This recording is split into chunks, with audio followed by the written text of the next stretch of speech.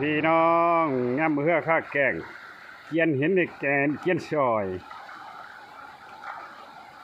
ทำอะไรซอยอยู่ยังสิได้ซอยพายพี่น้องเอ้ยพี่น้องเอ้ยอบตเอาเหือขึ้นแกงบรรยากาศมื้อนี้ก็น้ำท่มต้มท่วม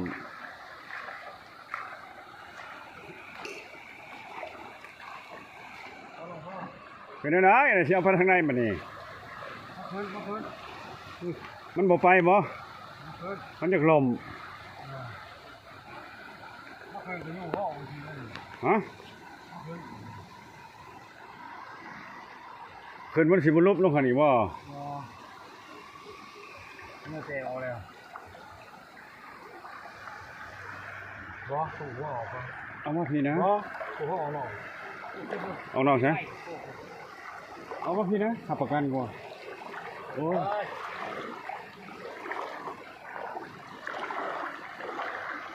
อันตรายพี่น้องเอ้ย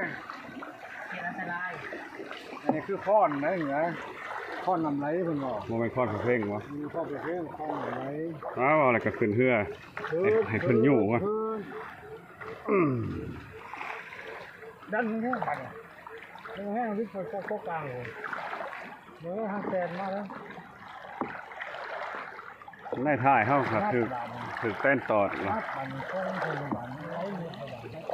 เออกระลัดเลยแล้วบันไล่รวดหุ่นปลาจะสร้างงานพี่น้องวิทย์เขตอันตรายแล้วบ่เนี่ยวิทย์เขตอันตรายแล้วอันตรายแล้วอะไรคือค้อน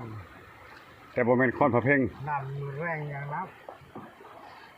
ลงหันงัว2 โต